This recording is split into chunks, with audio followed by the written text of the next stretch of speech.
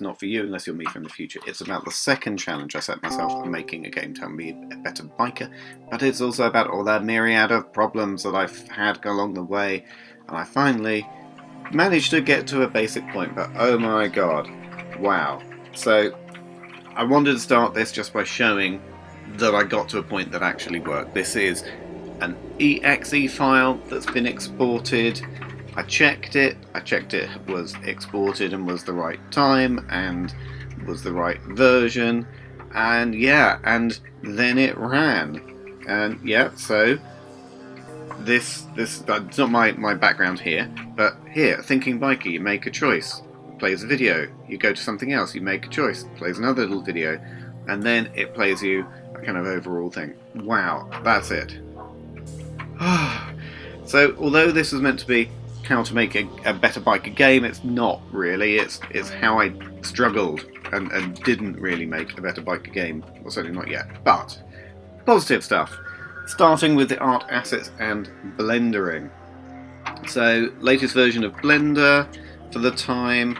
I was going to use this to make sprites, to make images and export videos. So this is just really starting with trying to make some basic assets.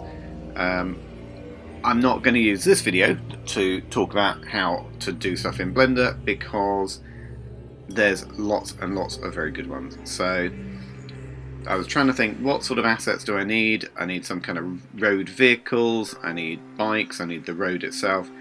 And for building this bit of the game, I just want to test how it's going to look. So these are not meant to be the final art assets, although I've kind of become a little more accustomed to the style and kind of like it, but still, this is only a placeholder. Let me see, can I make a game that does a thing? So this is just some kind of truck that you can practice or do an overtake on. Yeah, and I want to have a truck, I want to then have a car, I want to have a bike, I want to have a road, and what I'd then be able to do is capture particular views within Blender and turn those into sprites or into exported cutscene videos. That was the kind of the idea of it. So very kind of basic. This is just making the lorry, having got a lorry, kind of thinking, okay, well, let's have some cars that kind of can go with it that are about the right scale.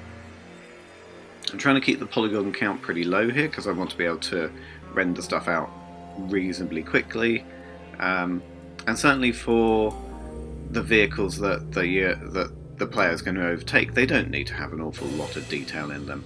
They are just things to get past, they are just hazards. Yeah, I'm kind of cheating a bit here with the wheels being these kind of cylinders, but it doesn't matter at all. I think they work pretty well. What I had done is I'd put the origin of these vehicles below the kind of main plane in Blender, so I end up having to reposition them. But the scale looks about right.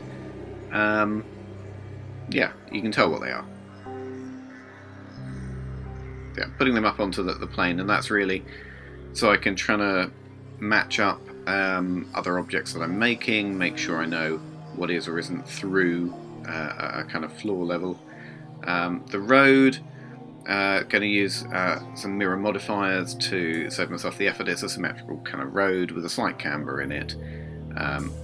My thoughts about where I want to be able to go with this is to have the ability to make through maybe a cutscene video, have looked ahead and through the trees or across fields or through gaps in fences or something and be able to get some clues about the road ahead, so building up a kind of picture, but purely for testing whether or not I can make a game where you can make a choice about what to do.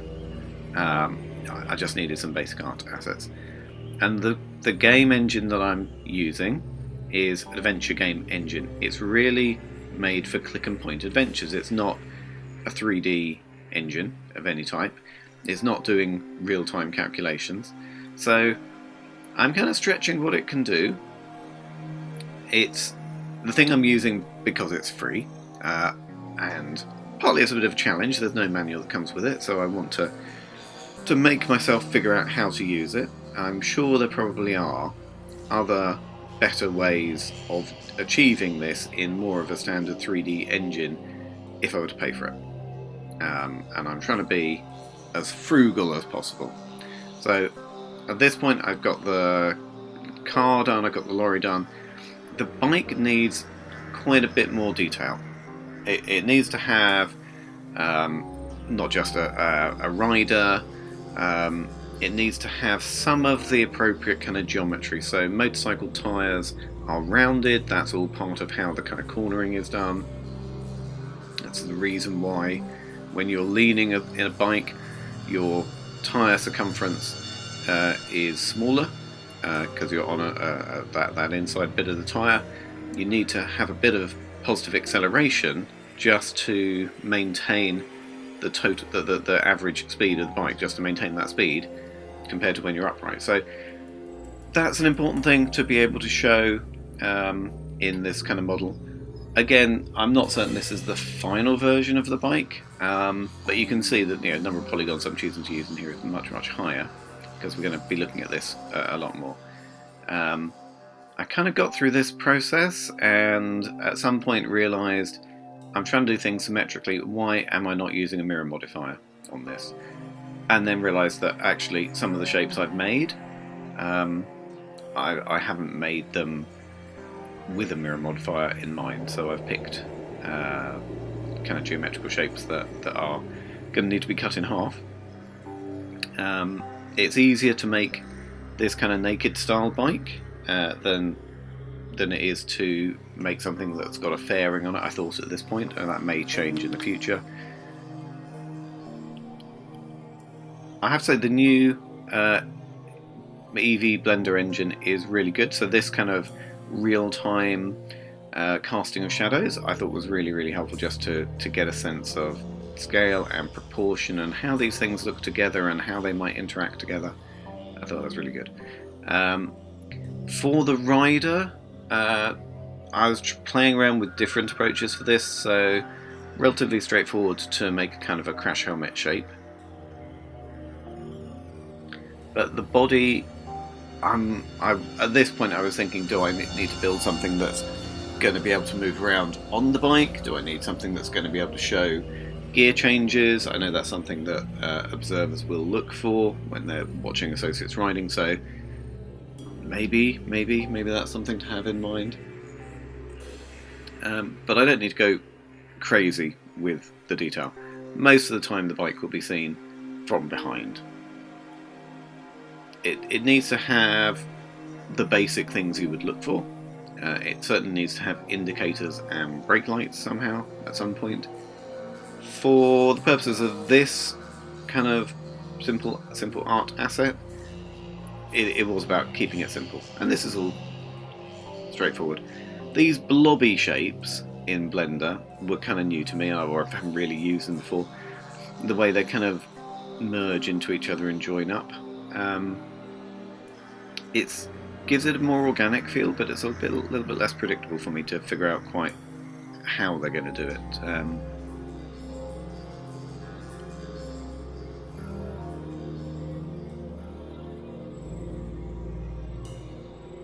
Yeah, the head, again, I thought there's probably a need to be able to show at some point mirror checks or show something about the head moving and looking and scanning, those kind of things.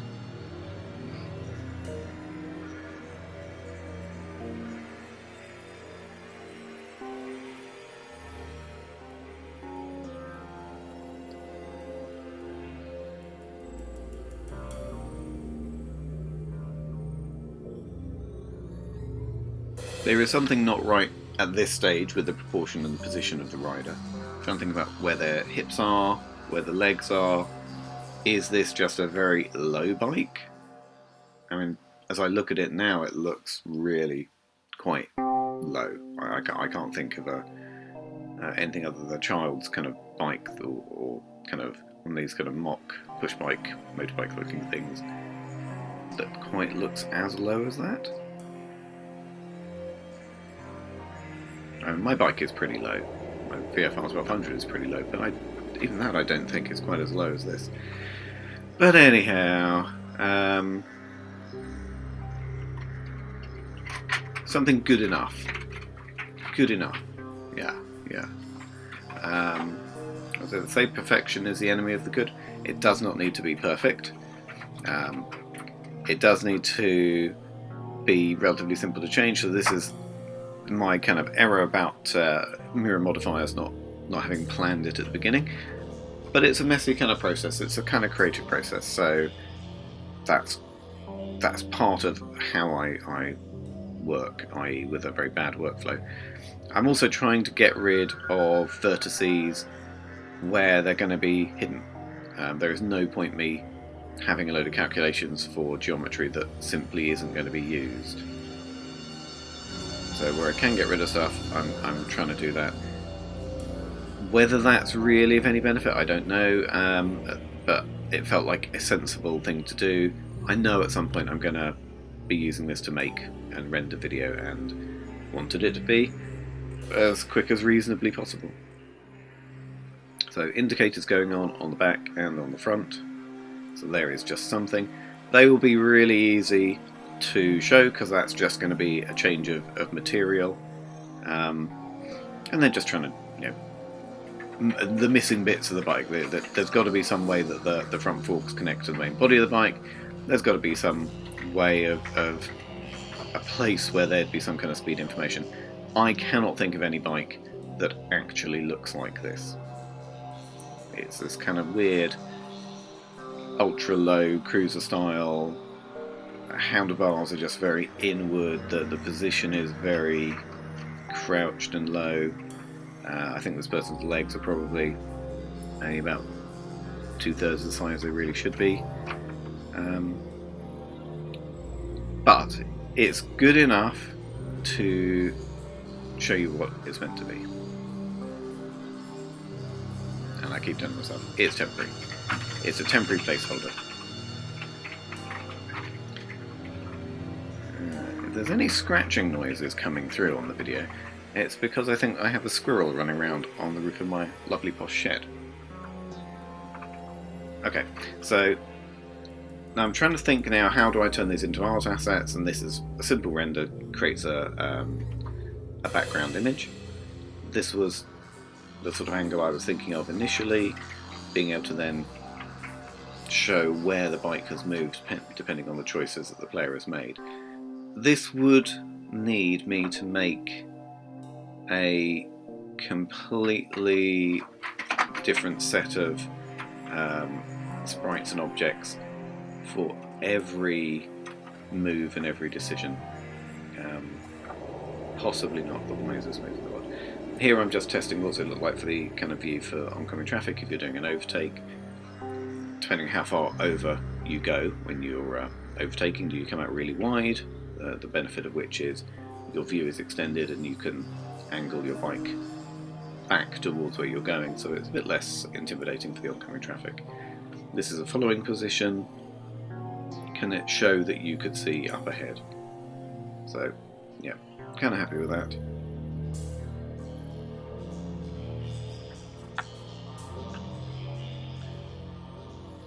And then just kind of testing out how it would look, what sort of angles there would be, thinking about the video. And this is trying to demonstrate the 3-stage overtake. So being in the following position, being at that 2-second rule kind of distance. The second stage is moving up into the overtaking position. So normally towards the corner of a vehicle, 1 second behind, so you can see whether or not the conditions for an overtake actually develop. You're not pulling out in front of an oncoming car that you hadn't been aware of. And then stage 3 is coming out onto the other side of the road. That's the final opportunity to extend your view, look ahead, and if it is safe, then accelerate past. So those are the 3 stages. I mean, possibly stage 3 has got a couple of components, because if it's not safe, then you're going to drop back to position 2. And and there is a definite decision to be made in stage 3.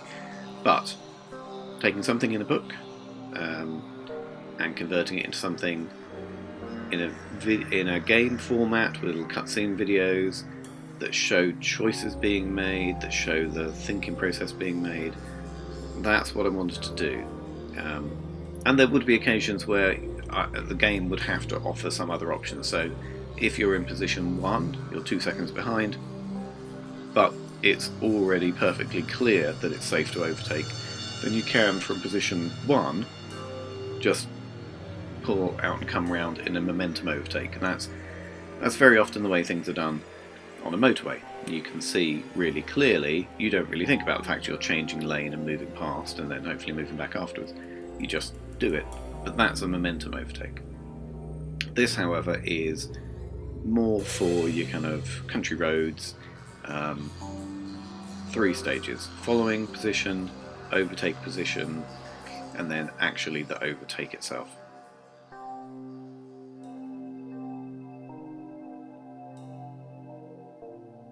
The nice thing about this new Blender engine is I've got the ability to have this kind of split screen, to be able to show 3D model on one side and then what it looks like rendered on the other side. And I'm plotting out where I want the bike to be using keyframes and using XYZ coordinates, so I can choose, you know, how far along, but also how rotated on any axis the bike is at any point. So I'm trying to get the move from position 2 to 3 reasonably done without too much swoopiness. And here you can see the bike comes out, it's rotating in a couple of axes, doesn't feel quite right, particularly when it arrives on the other side of the road. But it's good enough. It's good enough. Right, so video files. This is really how the player choice is going to be done. And here, rather than try and do a whole set of keyframe videos at this stage, when I don't know how the game is going to work, I went really, really simple. So I've used Blender again, I've used the 2D animation settings, a background and text. So there'll be a choice A, B, C and D.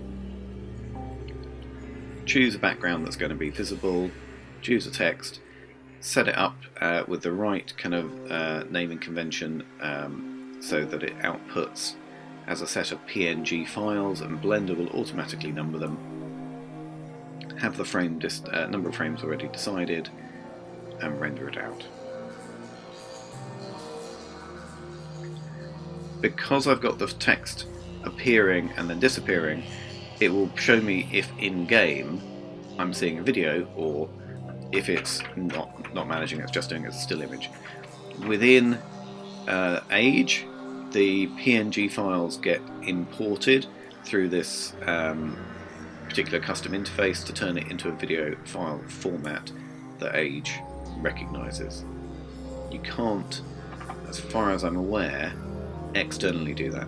There is a little preview that it gives you, and it asks you for dimensions and so on, and frame rates, and there you go. So you can see it's uploaded there.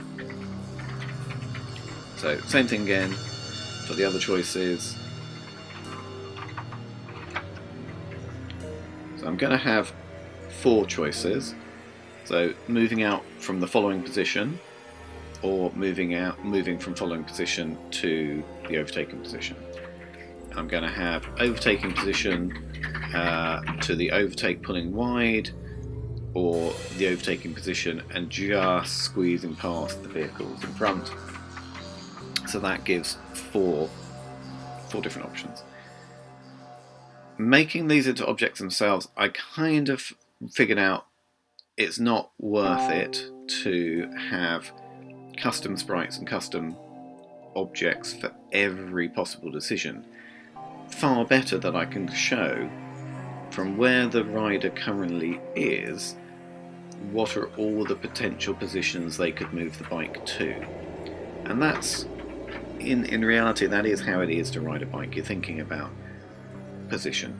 You're using all the other information around you, but your position really helps to make sure you're in control of what you're doing and let you have time to make further decisions and prioritise and act on what you want to do.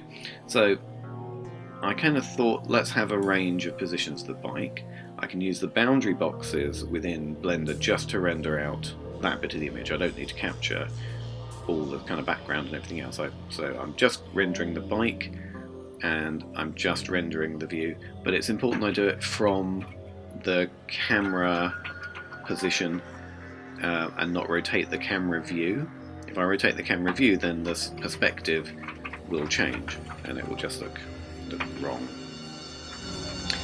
From that series of PNG files, I wanted to be able to show the difference between the biker, as they currently are, and what they're thinking about. So just playing around in GIMP, trying some different edge effects. This kind of neon-y thing looks quite nice. It's got a slightly Tron kind of feel to it. That's not a bad thing.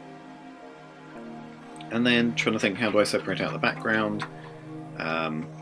And eventually realise that, well, I can use the original image to essentially select the background of the original image and use that as a mask on the new image, and essentially delete everything that is background, leave what is bike, and that way I get an edge effect and I get a black background, a black body to the biker and a transparent background. So mask essentially based around the layer with the original image, applying it to the other one, and there we go. And I can play around then with the transparency of that kind of ghost biker, thought biker kind of image, so that when I put it into Age, it's going to be clear that it's not where the bike is, it's really just where they're thinking about being.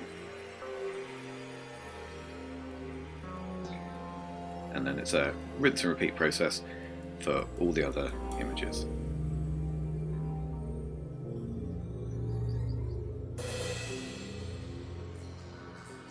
And I've got to say, they look alright. You know, it's got enough detail to let you know, and it's interesting enough with the different angles to be, you know, visually appealing. Particularly, these are placeholder assets only. These are a temporary kind of fix. I mean, it may be they end up becoming a permanent fix because I'm just too lazy, but that's it. Putting them then into Age. Within the object editor, it's a relatively straightforward process to just copy those images into the folder for the corresponding object within Age. You have to delete out the original image that it puts in the cat image, but use the same name. So in this case it's right 00. It's imported. You put the hotspot pixel, that's the point from which the position of the image is measured, and you have to give a name that appears on screen for it to be a clickable object, and that's obviously important because the biker will think and decide which option they want by clicking on it. And so, yeah, there has to be a name. So I've played around with different kind of naming conventions for these. I'm still not certain I've got the right set, but essentially there's a number that lean one way and a number that lean the other way with varying levels of lean. The fact it shows you how far they lean means the naming convention is less important. It's more just a matter of keeping it tidy and consistent, I think.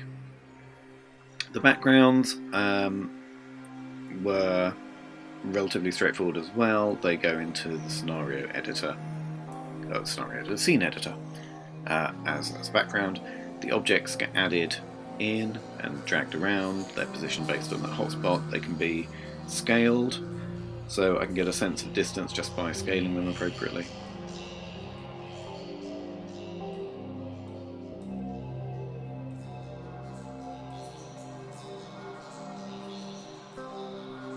But it looks okay. I mean, it's pretty clear even with this setup that there's a biker, there are things they're thinking about, and there's a set of hazards and information that they're gathering around them.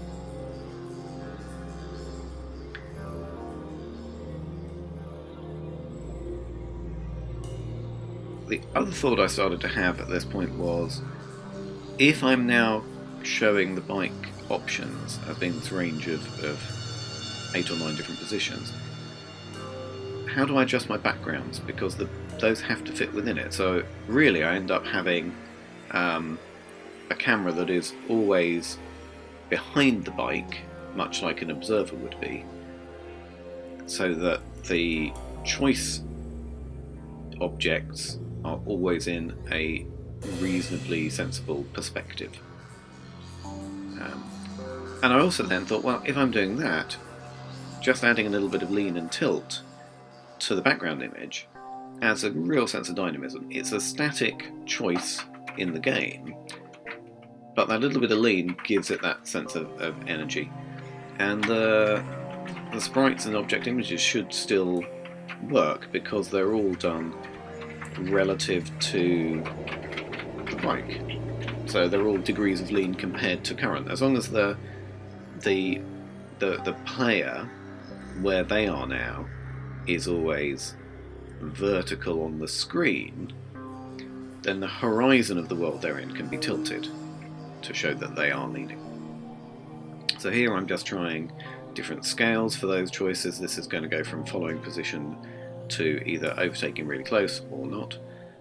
But this is all about being a thinking biker. That's one of these IAM phrases. So demonstrating that, I want to have a little thought bubble. Maybe in some future iteration, when you're faced with a set of options, you could then maybe click into the thinking bubble, and that might give you access to a whole set of other extra skills or things you can combine. Particularly, maybe you're looking at different observations that have been recorded, or bits of feedback that have been given, or training things that you've done, whatever it is. You can kind of combine some stuff. This is all just in GIMP, relatively straightforward. Make a fluffy cloud, use its own kind of shape as a shadow, tidy up a little bit, and yeah, that's kind of it.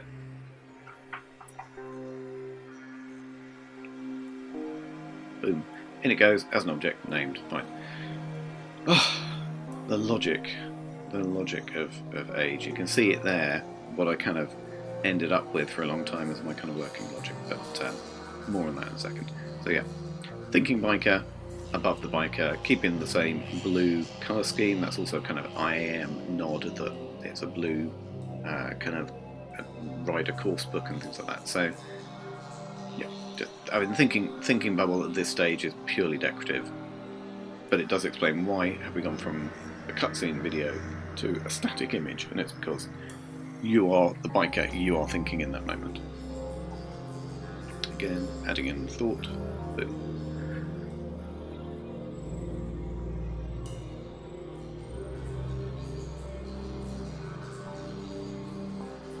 Now, note background interface here. Look at the way the icons are laid out, because, yeah, things kind of changed a bit as we tried to play around with the logic, how to make it a game, and it was annoying. The manual, such as it is, mentions that there are destiny boxes, which let a choice be done one way or another. Bear in mind, Age is an adventure game engine, and normally in adventure games, click and point games, you solve every puzzle. You just may not solve them in a linear fashion. You might have some choice over what order, but there may also be times when you go left rather than right, and therefore you access a whole bit of story and a whole other bit doesn't happen. And I'm using that here. Every thinking point is a decision. Every decision is an alternative choice. And I was looking through how to actually put the code in, where do I put the code in, what code do I put in, how to make it work. And it just wouldn't work. And I kind of thought, is the overtake a puzzle so that it gets marked as solved and you can have a set of puzzles and that's your kind of ride? How? And it didn't work. And it didn't work. And it didn't work. So, yeah, I would try it, I would make some changes, and it shows you that, yeah, oh my god. Anyway, Age had an update So now the interface has changed. Oh, okay. So at this point, I managed to kind of, had to remake the game. I had all my art assets, so relatively straightforward to kind of import the videos again and re-import the objects. The video interface, the video upload interface has kind of changed. Now you select the video, it shows you this image from the test game the whole time. Sylvain Sekia's original kind of game that he had. And you can then say, oh, okay, that's my video, so you can confirm it's there, fine. And we upload the choices, so yeah, whiz through all that. Okay, and the choices are in the cinematics editor, and when it comes to the way the game logic works, at some point there is a box which is a cinematics box, this kind of brown box, into which you will say which cinematic you wanted to play. But I had assumed that there's a puzzle that you need to have solved, and coming out of that puzzle you might have a choice of one or two things, and that would then play the video. That's what seemed very logical to me. It's not how I managed to get the game to work in the end. And I did have some problems, and probably still will have some problems, if I build the game logic so it is simply you click on an option, it plays a video, you're then brought to another option, it plays another video. It feels right as a game, but if I add a puzzle box in somewhere in that logic, then it just won't work and throws up a whole load of errors. Now, maybe with the new version of Age and a bit more experience from me, it's different. The new version of Age lets you break this logic flow down into different sections. That's quite helpful. And imagining ultimately having a large number of different rides you could do, this will get really quite important to be able to break stuff down in this way. I don't think there's an ability within Age to have different levels. I think essentially it is a one level, one logic system, because it's based on being an adventure game, which is one story. So that's just kind of how it is. The backgrounds I was able to remake very quickly, just import things we already had, pick the right objects, put them in, looking good, I think. And the logic kind of works. The logic, it shows you with a white line where your choices are, so you can follow through the different routes. And then we got to trying to build it. Oh, okay. So another update of Age, and yeah, so trying to export it using Unity was not working, and I tried. Okay, so it worked as a draft in the game. Yep, choice C, plays the video. Lovely. Okay, right, yay, very good. But Unity is the thing that you need to have to be able to make your own exe file, to be able to give the game to someone, or to be able to put it on an Android phone or an iPhone or anything else. So I went and I installed Unity. I installed Unity Studio. I installed Android Studio. The Unity Hub.